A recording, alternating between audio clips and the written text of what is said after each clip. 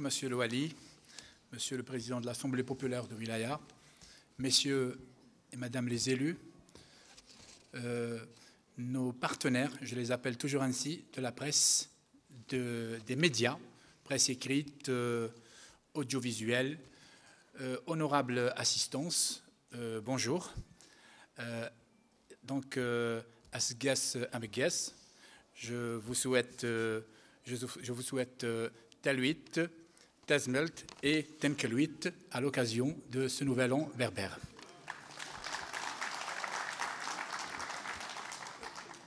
Je dois vous dire que, et c'est très sincère, que je suis extrêmement fier d'être parmi vous. Extrêmement fier parce que convaincu que je suis que la wilaya de Tizi Ouzou est un fleuron du savoir-faire touristique. Donc, convaincu aussi que c'est une wilaya qui a, qu'on le veuille ou pas, de très beaux jours touristiques devant elle, pour la simple raison qu'elle dispose de la chose la plus importante, qui s'appelle tout simplement le savoir-faire. Vous n'êtes pas sans savoir, je sais que vous le savez, mais je le dis quand même, qu'il ne suffit pas de vouloir, qu'il ne suffit pas de devoir, car pour pouvoir, il faut savoir. Et vous savez justement.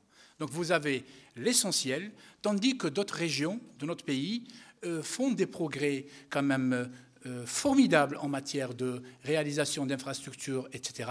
Mais la qualité des prestations reste très déplorable et la plupart du temps, ils font appel à vos compétences pour la gestion de leurs établissements.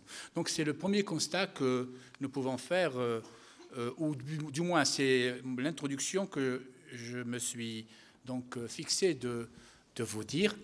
Maintenant, l'objet de ma visite, je remercie Monsieur le Wali pour ses paroles de bienvenue extrêmement touchantes. L'objet de ma venue, effectivement, est que j'ai voulu faire coïncider donc cette visite avec le Nouvel An berbère. J'ai voulu, parce que je sais que INR, chez vous, c'est augure de lendemain prometteur. Je sais que INF chez vous est quelque chose de très profond, où l'on se débarrasse si vous voulez, des mauvaises choses et où on entame l'année sous de bons auspices. Donc je suis venu entamer l'année sous de bons auspices avec vous. Voilà, donc j'ai voulu faire coïncider cette visite avec le Nouvel An berbère. J'ai voulu aussi donc venir à la rencontre des opérateurs touristiques de cette wilaya antique. L'objectif étant, bien entendu, de discuter. Donc je suis venu vous parler, mais aussi vous écouter, surtout vous écouter.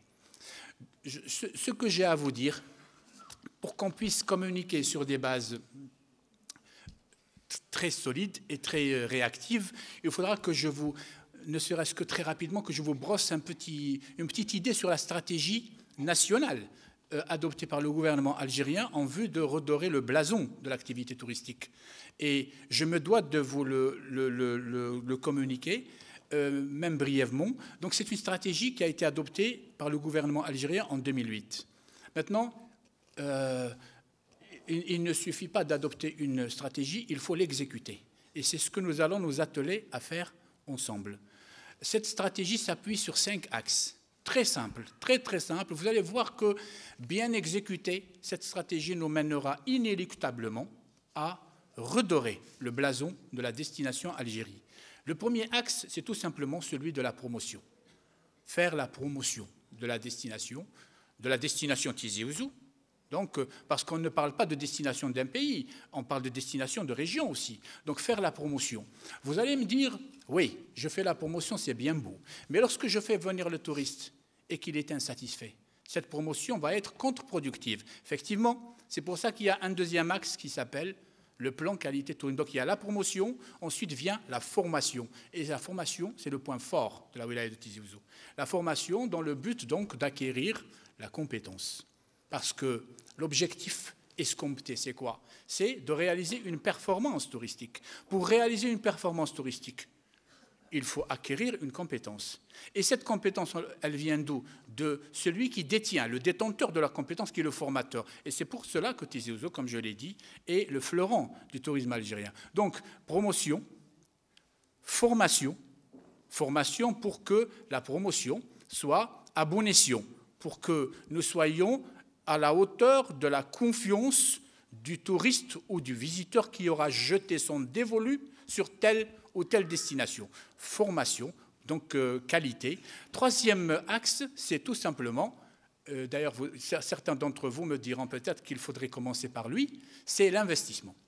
Parce que, comme je le disais tout à l'heure à quelques partenaires journalistes, je disais que l'axe du plan qualité tourisme n'a pas fonctionné au jour d'aujourd'hui chez nous. Pourquoi?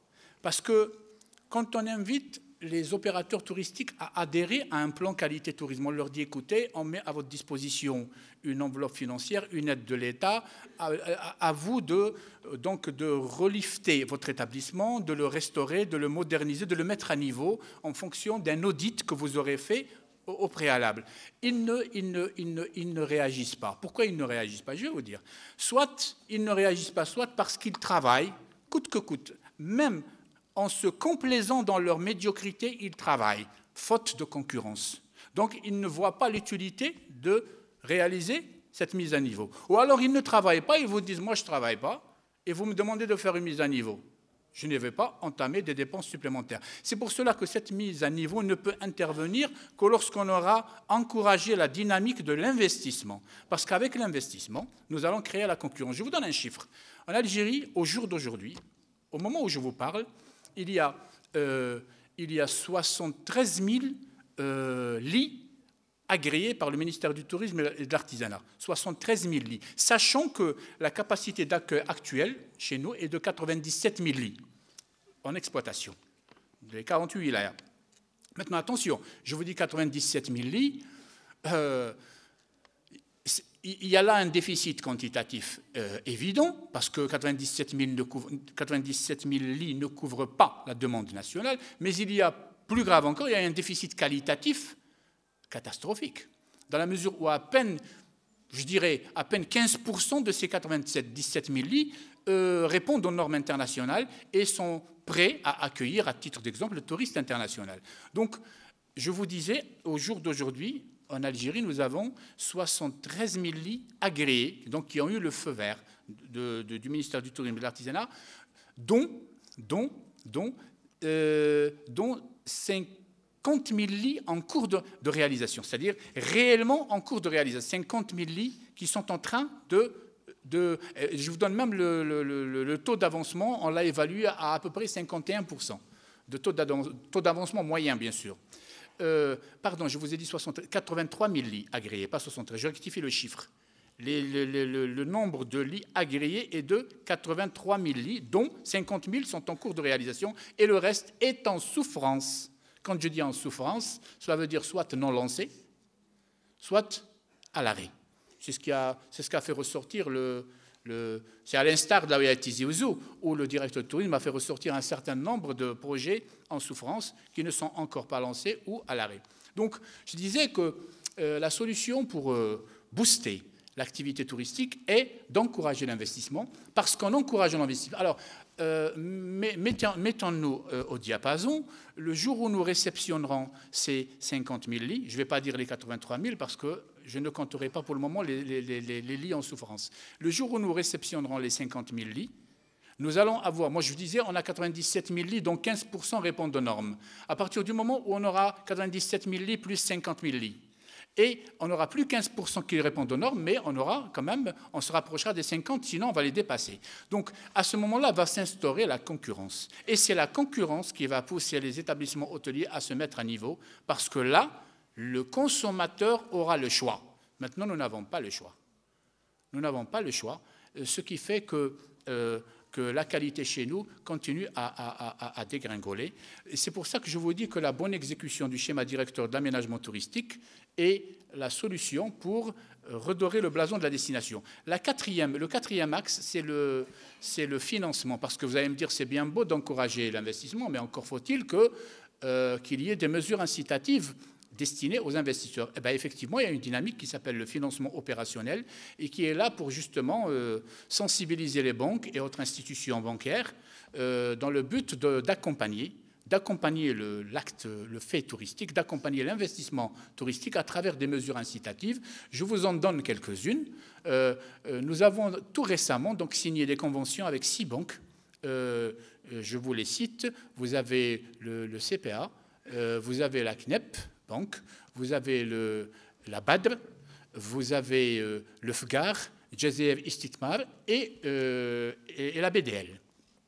Donc, ces conventions sont là pour justement accorder des mesures incitatives aux porteurs de projets d'investissement touristique. À titre d'exemple, les banques maintenant vont jusqu'à 12 ans pour le remboursement des crédits, alors qu'avant, aucun investisseur algérien ne pouvait espérer en avoir autant. Un autre exemple, il y a des bonifications, donc beaucoup de bonifications qui concernent donc ces 3,5 pour le nord et 4,5 pour le sud et le Grand Sud, au niveau de la concession. Ça, c'est très important. Au niveau de la concession, bon, moi, je vous parlerai de façon générale. Alors, au nord, l'investisseur qui bénéficie de la concession d'un terrain, le terrain d'abord est évalué par les services des domaines. Ça, tout le monde le sait. Lorsque les domaines font leur évaluation, l'investisseur est appelé à payer uniquement 10% du montant global évalué par les domaines pendant 3 ans. Ça veut dire qu'on lui donne 3 ans, on considère qu'il a tout le temps de réaliser son investissement. Donc 10% pendant 3 ans. À partir de la 4e année, il est censé entrer en exploitation. Il paye 50% du montant de la concession, la moitié. Et à partir de la 8e année, il commence à payer l'intégralité de la concession.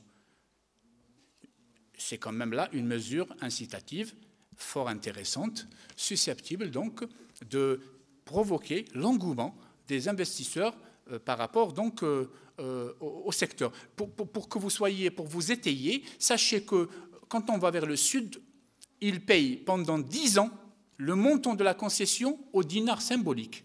10 ans, ils le payent au dinar symbolique. À partir de la 11e année, ils payent 50%. Quand vous allez vers le Grand Sud, ils payent pendant 15 ans au dinar symbolique et à partir de la 16e année, 50% du montant de la redevance. C'est vous dire que beaucoup de choses quand même ont été faites, mais nous considérons que faute de communication, le message n'est peut-être pas parvenu à qui de droit.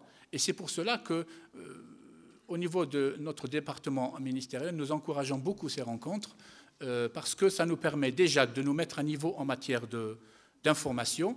Alors, je terminerai par la 5e dynamique, bien sûr, puis je vous ai dit qu'il y en a 5. C'est une dynamique que j'ai laissée pour la fin parce qu'elle est fort importante. C'est l'intersectorialité. Parce que le tourisme n'est pas un secteur comme les autres. Je suis sûr que vous me comprenez, vous me recevez 5 sur 5. Le tourisme n'est pas un secteur comme les autres. Le tourisme est un secteur transversal. Il n'est pas vertical. Le tourisme a besoin de routes. Le tourisme a besoin de transport. Le tourisme a besoin d'hydraulique, d'eau. Le tourisme a besoin d'énergie. Le tourisme a besoin d'un environnement propice. Le tourisme a besoin de culture. Vous comprenez que développer le secteur touristique, c'est d'abord développer la chaîne touristique, l'intersectorialité ou la transversalité qui ne supporte pas qu'il y ait un maillon faible. Parce que s'il y a un maillon faible, ça risque de casser. Et donc voyez-vous, cette stratégie qui s'articule autour des 5 dynamiques que je viens de vous citer est très sensible parce que chaque dynamique est imbriquée. Nous ne pouvons pas faire de promotion sans développer la formation. On ne peut pas développer la formation sans encourager l'investissement. On ne peut pas encourager l'investissement sans le financement. Et on ne peut pas réaliser tout ça sans la chaîne touristique, sans l'intersectorialité. Donc ça, c'est déjà pour l'entrée en la matière, pour vous dire qu'il y a une stratégie. Nous devons nous atteler à exécuter en bonne et due forme cette stratégie je vais l'appliquer à la wilaya de Tizi Ouzou. Donc, je vais me dire qu'est-ce qui a été fait en matière de promotion dans cette wilaya. qu'est-ce qu'on a fait pour faire connaître ces trésors que recèle la wilaya de Tizi Ouzou. Qu'est-ce qu'on a fait pour mettre en exergue les trésors culturels? Qu'est-ce qu'on a fait pour mettre en exergue les trésors climatiques? Qu'est-ce qu'on a fait? Bon, il y a certaines choses qui ont été faites, il y en a d'autres qui n'ont pas été faites. Je vous donne quelques exemples. J'ai consulté la liste des agences de tourisme et de voyage de la wilaya. J'ai pris quelques exemples d'agences de tourisme comme ça, prises par hasard. Et ce que j'ai remarqué est que il y a un déficit en matière de communication.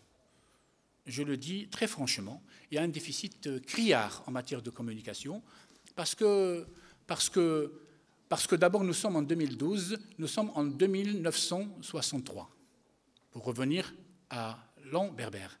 Et nous devons nous adapter à la conjoncture du XXIe siècle. Nous sommes en 2012 et nous évoluons dans un monde où l'information passe à une vitesse vertigineuse. C'est-à-dire que maintenant, vous comprenez que nous n'avons plus le droit à l'erreur. Alors, une agence de voyage et de tourisme qui ne dispose pas d'abord d'un site web, moi je ne peux même pas l'appeler agence de voyage et de tourisme.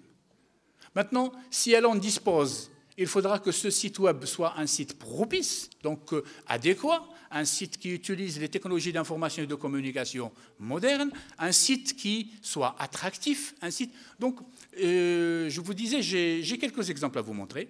Bon, je les ai prises au hasard. Donc ça, c'est Prestige Voyage. J'ai pris ça, c'est vraiment de façon très fortuite. Donc, remarquez avec moi ce qui suit. Donc, d'abord, il y a une photo du Sud. C'est bien. C'est bien. C'est bien. C'est l'Algérie. C'est-à-dire que lorsque je vois la photo, je me dis, allez, une agence qui se spécialise dans le domestique. C'est de bon augure. Maintenant, si je redescends un peu, promotion Alger-Paris, Turquie, réservation hôtel, Tunisie. Alors, je descends encore. Ce que je voulais dire, il n'y a aucune offre nationale. Je dis bien aucune offre nationale. Alors que nous sommes conscients de nos faiblesses, nous sommes conscients de la qualité des prestations au niveau de nos établissements hôteliers. Nous le savons. Mais il y a quand même, chez nous, des choses à voir. Il y a des régions qui sont propices à recevoir une petite industrie touristique. Donc, vous voyez, à travers ce site, que, à part la photo du Sud, rien n'évoque la destination Algérie. Alors, est-ce qu'une agence de voyage est là, justement, uniquement pour faire du outgoing ? Telle est la question. Non, bien sûr que non. L'agence de voyage, de tourisme et de voyage est là pour faire du outgoing, mais aussi pour faire du réceptif. Surtout dans une région aussi attractive que Tizi Ouzou, ou dans une région aussi attractive que Tlemcen, qui a été capitale de la culture islamique et qui a bénéficié de beaucoup, ou une région aussi attractive que Djanet ou Sétif. Donc, je vous donne un deuxième exemple. Agence de tourisme Idourar. Alors là, comme vous voyez, vous le remarquez, il n'y a pas de photo. Promotion visite Oxford, Chicago, Alger-Tunisie, Alger-Barcelone, Alger-Madrid, je passe. Nos meilleures offres. Alors, nos meilleures offres, allez à la rencontre de l'Algérie. Choisissez votre séjour et partez vers des paysages uniques. Des week-ends, des courts séjours à la carte, Timimoun, Ardaya, Tamanrasset, des escapades 100% évasion. Différentes destinations vous sont également proposées vers l'Algérois, Tipaza, Cherchel, la Mitidja, la Chifa, la Kabylie, les Hauts Plateaux, le Constantinois, l'Oranais, la vallée du Mzab. Je descends encore. Il n'y a plus rien. C'est-à-dire qu'à partir du moment, moi, ici, je m'attends à ce qu'il y ait des produits qui vont m'être proposés. Rien du tout. Absolument rien du tout. Un troisième exemple, et il est prometteur, il est de bon augure. Alors, c'est une agence qui a plusieurs rubriques. Alors, vous voyez accueil, hôtel en Algérie. Vous cliquez sur hôtel en Algérie. Regardez ce que vous allez avoir. Donc, vous avez toute la latitude ici de choisir l'hôtel qui sied à votre convenance, sachant que, je profite de l'occasion pour vous le dire, sachant que maintenant, on choisit notre hôtel par Internet. TripAdvisor, www.tripadvisor.com, et vous avez la liste des hôtels, enfin vous cliquez sur, vous choisissez votre wilaya, et vous avez les hôtels qui sont recensés et les avis des clients qui ont séjourné dans ces hôtels. Ce qui fait que maintenant, avant que je n'aille vers Tizi Ouzou, je cherche d'abord par Internet. Bon, Tizi Ouzou, il n'y a aucun hôtel, j'ai vérifié. En Algérie, il y a à peine 7 ou 8 wilayas qui disposent donc d'hôtels au niveau de TripAdvisor, mais ça va venir au fur et à mesure. Et sachez que tout se fait maintenant par Internet. 60% des voyages s'achètent par Internet.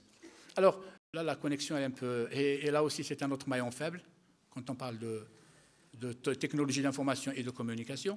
Alors... je disais, c'est un site quand même intéressant. Il propose des circuits en Algérie, et il vous donne une bagatelle de circuits touristiques aussi attractifs l'un que l'autre. Et c'est vraiment de bon augure, comme je dis. Ben voilà, ça c'est un site à encourager. Donc, ce que je voulais vous dire, j'étais en train d'évaluer, si vous voulez, avec vous, ensemble, la wilaya de Tizi Ouzou en matière des axes du schéma directeur de l'aménagement touristique national. Donc en matière de promotion, beaucoup reste à faire. En matière de communication, nous devons nous mettre à jour. En matière de techniques d'information et de communication, nous devons nous mettre à jour en matière de techniques de communication, parce qu'il ne vous échappe pas que la communication est un art, que je ne parle pas aux seniors comme je parlerai aux juniors, que je ne parle pas, que je n'utilise pas le même canal aussi lorsque je m'adresse à une certaine clientèle. Je vise les jeunes. Dieu sait que 67% des Algériens ont moins de 30 ans. Je veux communiquer avec eux. Ah ben, s'il vous plaît, je ne vais pas utiliser le fax. J'utilise l'Internet. J'utilise les réseaux sociaux. C'est ma seule façon de toucher le public jeune, c'est les réseaux sociaux. Si je ne me mets pas à niveau, même si je fais 18 000 annonces à travers la presse, par exemple, ça ne marchera pas parce que ce n'est pas le canal qu'ils affectionnent. Donc il faudra que je sache qui je veux donc toucher, quel canal utiliser pour le toucher et quel mot utiliser pour le convaincre, pour le persuader. Voilà, ça s'est affiché. Regardez, l'agence de voyage dont je vous parlais, regardez, la Kabylie, 8 jours, 7 nuits, à partir de, malheureusement la connexion, mais il y a même le prix, hein, j'ai vérifié, à partir de tant de dinars. Oranais, au plateau, 8 jours, 7 nuits, à partir de, et ils vous donnent même le prix. C'est magnifique, c'est vraiment un site très bien fait. Regardez, par exemple, mer, montagne, Kabylie ancestrale, 10 jours, 9 nuits, à partir de... Voilà, on a besoin de professionnels pareils. On a besoin de s'inspirer de professionnels pareils pour justement donc proposer des produits. Parce que j'étais en train, je ne veux pas perdre le fil, parce qu'il faut savoir aussi que, comment vous dire, qu'il ne suffit pas de dire que Tizi Ouzou, par exemple, regorge de trésors culturels, historiques, archéologiques, climatiques, balnéaires, patrimoine. Il ne suffit pas de dire tout ça pour que Tizi Ouzou soit une destination touristique. Non, je suis désolé. Tizi Ouzou est un territoire touristique d'excellence, mais ce n'est pas une destination. Si nous voulons que Tizi Ouzou devienne une destination, il faudra qu'on transforme ce territoire, il faudra qu'on transforme ces trésors touristiques en produits touristiques. Parce que la mer, la plage, la culture, c'est la matière première. C'est une matière première qu'il appartient aux professionnels de transformer en produit fini et de proposer ce produit fini aux consommateurs que sont les touristes et les visiteurs. Donc voilà un exemple, grandeur nature, d'agence de voyage que nous souhaitons donc encourager et voir proliférer au niveau de notre pays. Tizi Ouzou, en matière de formation, alors là, il n'y a absolument rien à dire. C'est l'excellence. c'est l'excellence. Si la promotion laisse à désirer, la formation, c'est vraiment l'excellence, c'est le top. Je passe à la troisième dynamique, Tizi Ouzou en matière d'investissement. Là, c'est comme ça qu'on évalue, qu'on s'auto-évalue. Comprenez? On prend le stat et on évalue sa wilaya. Tizi Ouzou en matière d'investissement, moi je dis que c'est très timide. C'est extrêmement timide. Je sais que vous allez peut-être décrier quelques mesures bureaucratiques. Je suis là pour vous répondre parce qu'il y a des réponses. Et je vous prie de me croire, ce n'est surtout pas la langue de bois. Ça, je vous le dis haut et fort. C'est vraiment très franc. D'ailleurs, c'est dans l'intérêt de tous que l'on se dise les choses crûment, avec beaucoup de franchise. Donc Tizi Ouzou en matière d'investissement laisse beaucoup à désirer. On y reviendra tout à l'heure. Tizi Ouzou en matière de financement. Oui, ça ne marche pas parce que le financement suit l'investissement. C'est normal. Donc, étant donné qu'il n'y a pas beaucoup de projets d'investissement, alors je demanderai tout à l'heure à monsieur le directeur du tourisme et de l'artisanat de la wilaya de nous faire un petit exposé des motifs sur le pourquoi de la situation des projets à l'arrêt. Pourquoi ces projets sont-ils à l'arrêt? Pourquoi ces projets sont-ils non lancés? Quelle est la cause? On en parlera tout à l'heure. Et enfin, en matière d'intersectorialité, je crois que quand même Tizi Ouzou fait des progrès très, très, très appréciables. En témoigne l'état des routes, qui est très bon. Sa proximité avec les aéroports d'Alger et de Béjaïa. En matière de transport, il n'y a pas de problème particulier à ma connaissance. Donc, l'intersectorialité, la transversalité avance. Voici donc, grosso modo, une petite évaluation de la wilaya de Tizi Ouzou en matière d'état des lieux du secteur. Maintenant, j'ai entendu, parce que je dois en parler, j'ai entendu M. le directeur du tourisme parler d'une amélioration ou d'une augmentation du nombre d'estivants lors de la saison estivale écoulée 2012. Là, il y a beaucoup de choses à dire, énormément de choses à dire. Tizi Ouzou étant une wilaya balnéaire par excellence, c'est des plages où la forêt, si vous voulez, se dispute la vedette avec la plage. C'est des plages à forte connotation, c'est des plages qui véhiculent beaucoup de légendes, beaucoup d'immatériel, Donc vous comprenez que c'est des plages tout simplement magiques dans le sens vrai du terme. Mais malheureusement, est-ce que les estivants que vous recevez, est-ce que vous leur prodiguez les prestations qu'ils méritent? Est-ce que les plages de Tizi Ouzou sont concédées aux professionnels? Est-ce que la gestion estivale est une gestion professionnelle? Là aussi, la question mérite d'être posée parce que, je l'ai dit en commençant, le tourisme est un art et comme tous les arts, le tourisme a besoin de ses artistes. Et ces artistes, ce sont les professionnels, ce sont les agences de tourisme et de voyage, ce sont les hôteliers, ce sont les restaurateurs, ce sont les offices locaux du tourisme, les associations à caractère touristique, ce qu'on appelait avant les syndicats d'initiative. Donc, tout ce beau monde qui gravite autour de l'activité touristique, c'est à tout ce beau monde que revient la priorité, en principe, de la concession des plages de la wilaya de Tizi Ouzou et de l'Algérie en général. Un dernier mot, avant de vous donner la parole, il concerne l'investissement. 8 zones d'expansion et sites touristiques. Avec 1970 hectares. 3 zones d'expansion et sites touristiques en cours de classement, dont 2, je vous le confirme, sont au niveau du gouvernement pour la publication de leur décret. Une qui est à l'étude par l'Agence nationale du développement touristique. Mais là, j'ai quelque chose à dire qui me tient à cœur et que je dois dire d'ailleurs, c'est que lorsque vous voyez 1970 hectares, vous avez l'impression de disposer d'une réserve foncière conséquente. Détrompez-vous. Détrompez-vous parce que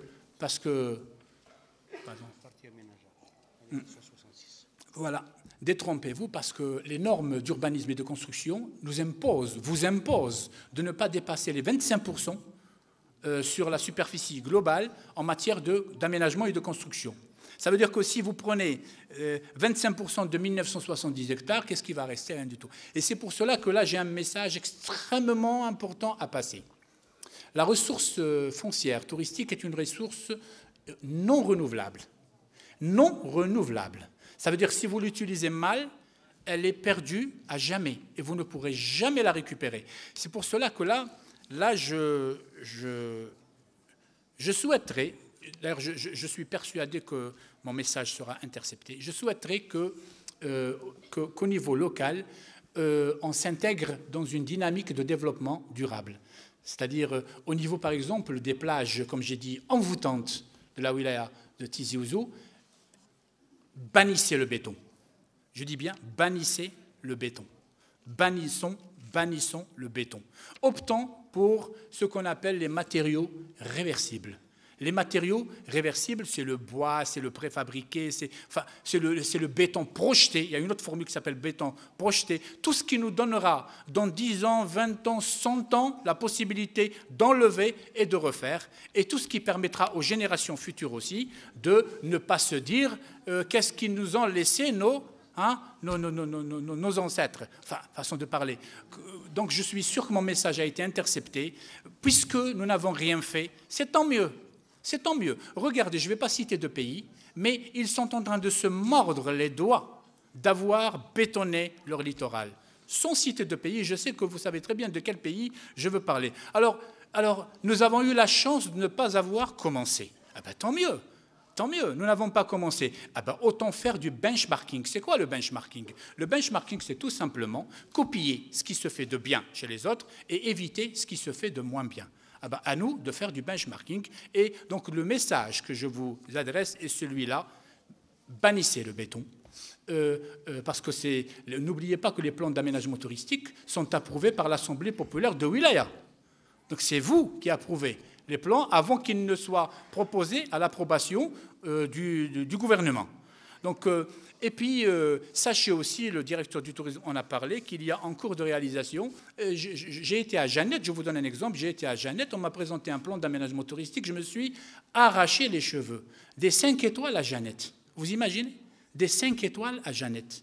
Est-ce qu'on a besoin de 5 étoiles à Jeannette? Je l'ai dit à M. Louali tout à l'heure, je le dis avec beaucoup de franchise, nos bureaux d'études, il y a à dire et redire. Parce qu'il y a beaucoup de bureaux d'études qui font du copier-coller. Ils copient Oran, ils collent Jeannette.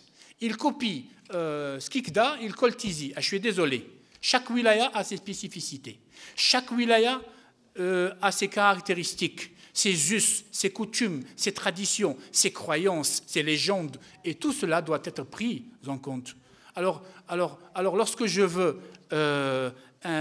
instaurer un schéma directeur d'aménagement touristique de la wilaya de Tizi Ouzou, je dois d'abord être imprégné de tout ce qui concerne la wilaya de Tizi Ouzou, parce qu'il se peut que j'injecte un projet dans une région qui non seulement il va altérer l'environnement naturel, mais plus grave encore, il y a risque d'altérer et d'agresser les populations locales.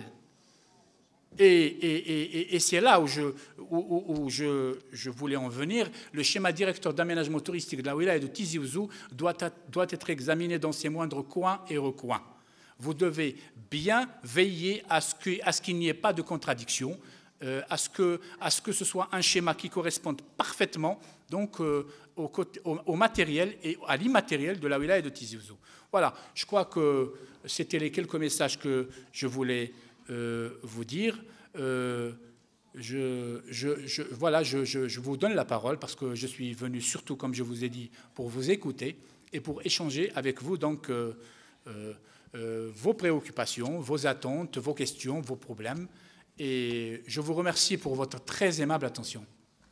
En tant qu'investisseur dans la daïra de Tizi, la commune des Ifrissane, puisque je suis là depuis votre intervention, donc j'ai pas entendu les aides. Comme on a une SNC Data Express à Ifrissane, c'est une aide qui est délaissée. Je ne sais pas, comment dirais-je, délaissée, on va dire, depuis 1988. On attend comment réaliser ce projet. C'est quel Z? Z Abchan. Z Abchan. Jusqu'à ce jour, J'ai un grand frère qui a 50 ans. Il a suivi ce projet depuis, je ne sais pas, 15 ans. Il a dégoûté. Il a laissé ça. Il a laissé tomber. J'ai un autre frère qui est en France, dans ce domaine, dans le domaine touristique. Eh bien, il a dégoûté, il a laissé ça. Moi, je suis jeune. Ne dégoûtez surtout pas. Voilà. On vous aide de développer tout ça. Je vous réponds tout de suite pour vous. Et d'ailleurs, c'est pour ça que je vous dis, on en reparlera tout à l'heure. Pour ce qui est des zones d'expansion touristique, nous avons 205 Z au niveau national. 205 Z, zones d'expansion et sites touristiques au niveau national. Le problème des Z dont pâtit monsieur, c'est qu'il y a une loi, la loi 0303, relative aux zones d'expansion et sites touristiques, qui dit que nous ne pouvons donner une concession à l'intérieur d'une Z si cette Z n'a pas fait l'objet d'une étude d'aménagement. Vous me suivez? Et c'était ça la contrainte qui a fait que nous étions dans l'impossibilité de donner la concession à l'intérieur des Z, sachant que sur 205 Z, à peine 22 ont fait l'objet de plans d'aménagement touristique. Tout le reste n'a pas fait l'objet de... Ça veut dire que si on s'en tient à cet état de fait, nous ne pouvons donner des concessions qu'à l'intérieur de 22 Z sur les 205. Maintenant, Yannaer et augure de beaux jours, là je vous le dis, nous sommes en train de réviser la loi. Et nous allons permettre, j'espère que vous êtes dans ce cas de figure, nous allons permettre aux propriétaires à l'intérieur des Z d'engager leur investissement. Ça veut dire qu'aussi à l'intérieur d'une Z qui n'a pas fait l'objet de plan d'aménagement touristique, il n'y a pas de pacte, d'accord? Mais qu'il y a à l'intérieur de la Z un propriétaire qui souhaite faire un investissement touristique. On le lui accorde. Et quand il y aura le PAT, on intégrera son projet dans le PAT. 1. 2. Les investisseurs qui souhaitent, par exemple, être concessionnaires de la totalité de la Z et qui s'engagent à faire eux-mêmes le plan d'aménagement touristique, on leur donne la Z.